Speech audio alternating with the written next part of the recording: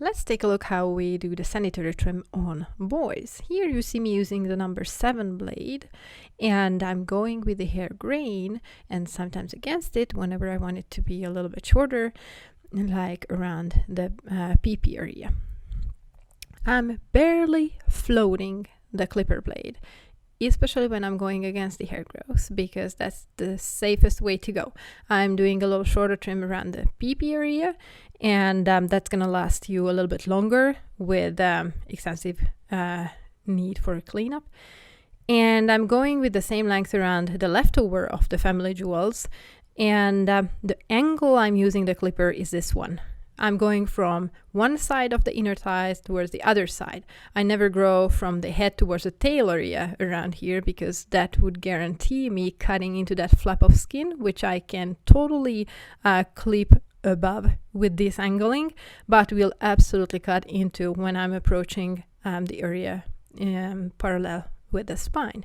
I like to go a little bit higher on the inner thighs on males, so they're not gonna pee on themselves whenever they are leaving a doggy business card here and there around the tree.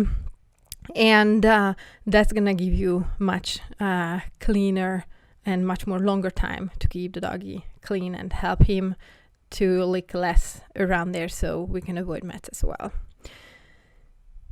I like to hold the skin nice and stretched out, so the clipper won't get caught in any folds, and I'm going to be able to see what I'm doing, and the doggy will be absolutely in safe hands.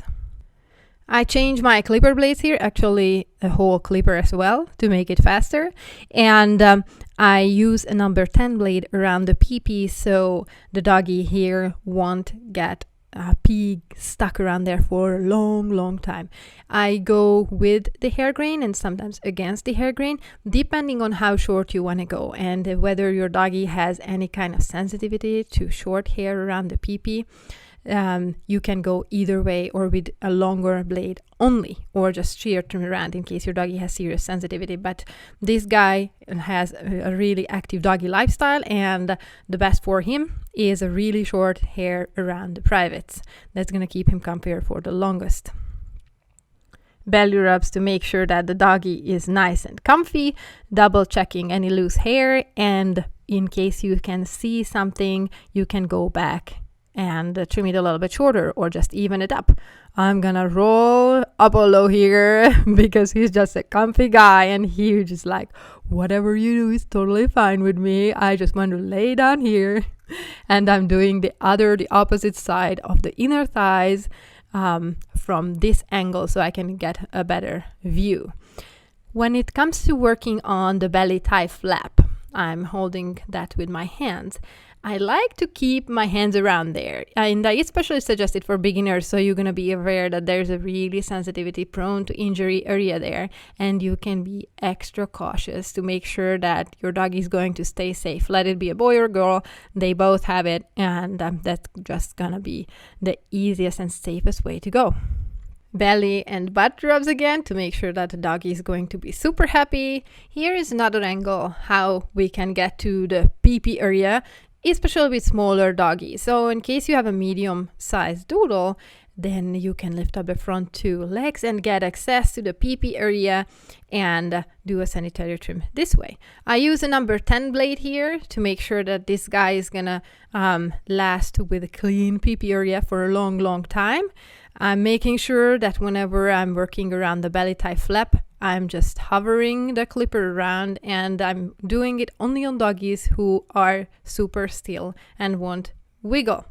I use the number 10 blade still on the inner thighs, but you can go a little bit longer with a little bit longer blade or blend it in, so it's not gonna be one larger short area in case you prefer that look. So you can use multiple blades, like number 10 on the higher inner thighs, like number 6 or 7 or 4 a little bit lower, to make it stylish.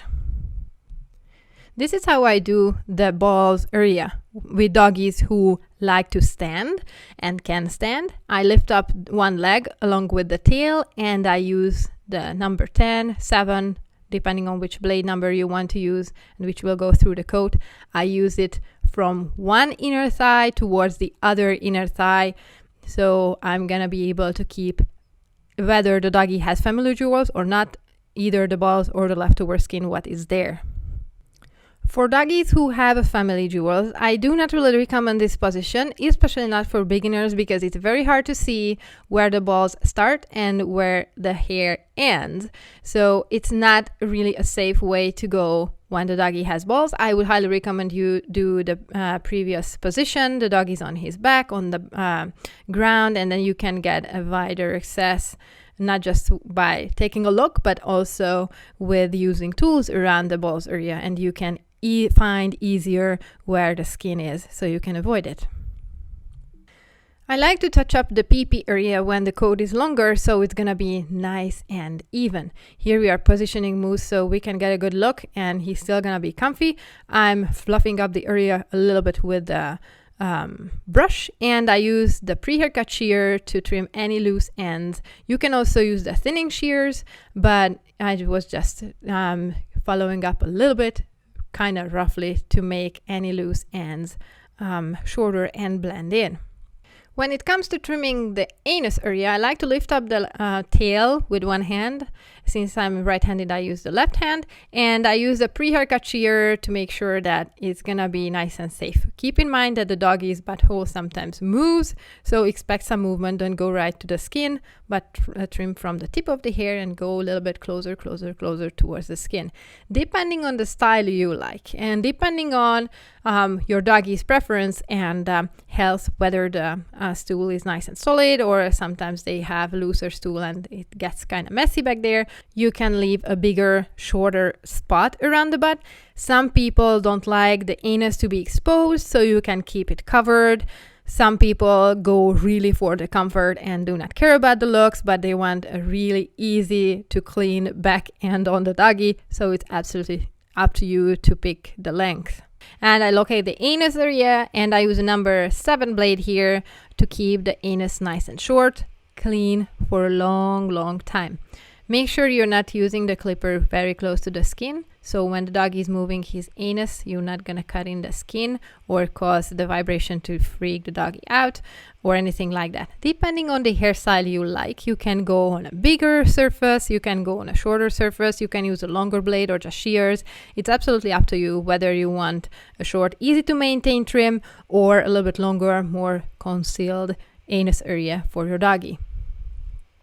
You can use the clipper in any direction, basically, from the top towards the bottom, from the center towards the sides, from the bottom side towards the tail. It doesn't really matter as long as the doggy does not get hurt. From safety perspective, it doesn't matter.